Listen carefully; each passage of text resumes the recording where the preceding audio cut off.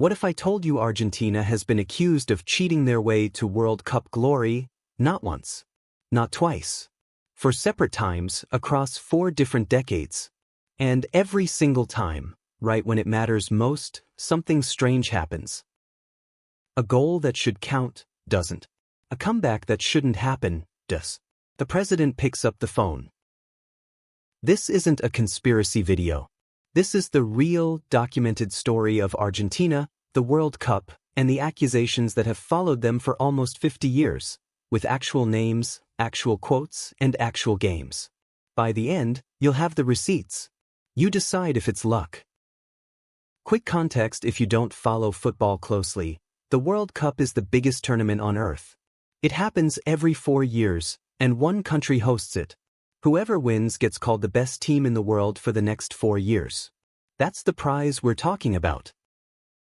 Right now, in 2026, Argentina is in the semi-finals again, defending the title they won in 2022.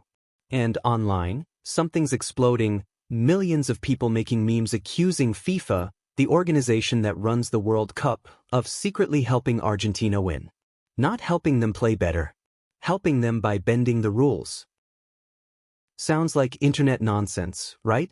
Except this isn't the first time. It's the 4th. Let's go back to the beginning.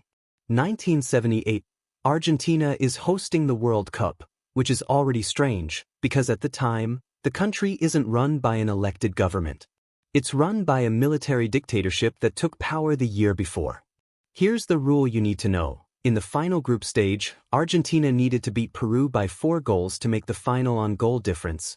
Basically, a tiebreaker based on how many goals you score versus how many you let in. Argentina won that game 6-0. To this day, people question that result. Years later, it came out that Argentina's government had sent a shipment of grain to Peru right around that time, and some of Peru's own players said afterward they felt pressure from their own government to lose. Nothing has ever been proven in court. But the shape of it, host country, desperate scoreline, political pressure, became the first chapter in a pattern that keeps repeating. Argentina won that World Cup. It was also the first time people started asking, does this country get help nobody else gets? Fast forward 8 years. Argentina, now with a 25-year-old genius named Diego Maradona, is playing England in the quarterfinal, a huge game, loaded with tension because the two countries had fought an actual war just 4 years earlier. Maradona jumps for the ball, and instead of heading it, he punches it into the net with his fist. That's completely against the rules. You can't use your hands. The referee doesn't see it. Goal counts. Argentina wins. They go on to win the whole tournament. Asked point blank after the game if he cheated, Maradona didn't confess. He gave a much slipperier answer. In Spanish, he said the goal came a little with the head of Maradona and a little with the hand of God. That's a wink, not an admission. He didn't actually say out loud that he'd used his hand on purpose until almost 20 years later, in 2005, on his own TV show, when he finally just said, "I hit it with my hand." This one's different from 1978. It isn't a theory, it's on camera, everyone's seen it, and even Maradona eventually admitted it. And Argentina kept the trophy. No do-over. No asterisk. It's still one of their 2 stars on the jersey today. Jump to 2022, Qatar. Argentina beats France in what's now considered one of the greatest finals ever played. But the moment that actually lit the fuse on today's controversy happened seconds after the final whistle. Before Messi could even lift the trophy in his own Argentina shirt, Qatar's ruler walked out and personally draped a black robe, a formal garment called a bisht, worn at big occasions in the Gulf region, over him. FIFA's president, Gianni Infantino, was standing right there on the stage the whole time and didn't say a word against it. So Messi lifted the World Cup for the first time in his career, wearing someone else's country's dress over his own jersey. Fans and football writers tore into it within minutes, accusing the host nation of hijacking Messi's biggest moment to promote itself, and accusing FIFA of letting it happen because nobody wanted to embarrass the host on live television. It sounds small, but it's the exact moment a lot of people started openly asking whether FIFA cared more about keeping the right people happy than following its own rules. Once that question was out there, it never really went away, and by December 2022, the first "FIFA secretly loves Messi" memes were already spreading online. Which brings us to right now.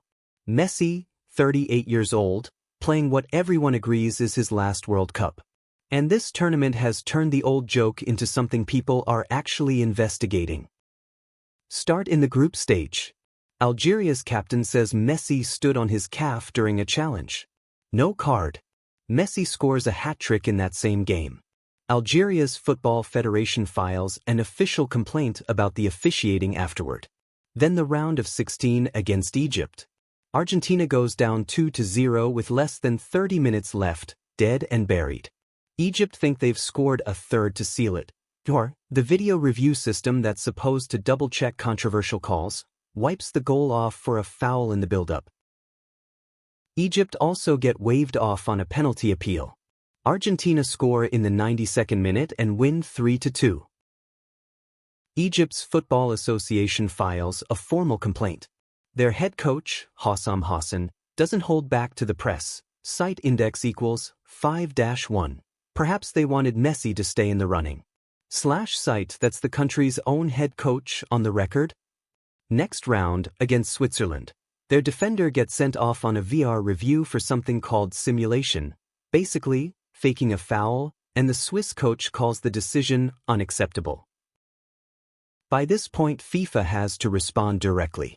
Their chief refereeing officer, a hugely respected former referee named Pierluigi Collina, goes on record twice, walking through each decision and insisting the rules were applied correctly, and says accusations without evidence have no place in our sport. And in the middle of all this, a completely separate scandal breaks that has nothing to do with Argentina at all, and somehow makes the whole thing look worse. The President of the United States, Donald Trump, publicly admits he personally called Infantino 3 times about a red card given to an American player, saying flat out he didn't think it was even a foul. Within days, the ban gets lifted by exactly one member of FIFA's 18-person disciplinary committee, acting alone instead of through the usual 3-person process. UEFA itself says FIFA crossed a red line. Over 70 European lawmakers demand a formal investigation. That story isn't about Messi, but it does something important for our story. It shows the man running FIFA has, in this exact tournament, taken a call from the most powerful person in the room and had the rules bend right afterward.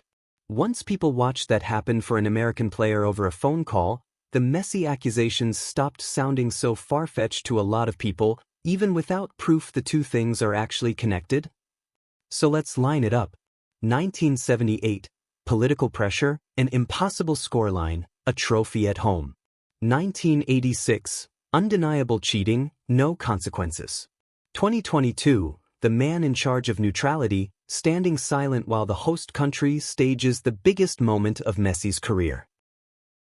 2026, 3 separate opponents naming names, and the same FIFA president caught bending a rule for a phone call that had nothing to do with Argentina at all. For different decades. For different sets of people running the sport. And the same shape every single time. Maybe that's coincidence stacked on coincidence. Maybe Argentina is just really good at football and really good at drawing suspicion. Or maybe, when an organization has this much unchecked power over a multi-billion-dollar tournament, and one country keeps benefiting from the close calls, the question isn't crazy at all? I'm not here to tell you what to believe. I laid out what's documented, what's admitted, and what's still just accusation. You've got the receipts now. Drop your verdict in the comments. Genuinely, I want to know where you stand. And if you want the next one where I go deep on a single World Cup mystery like this, subscribe because this channel is only getting started on this stuff.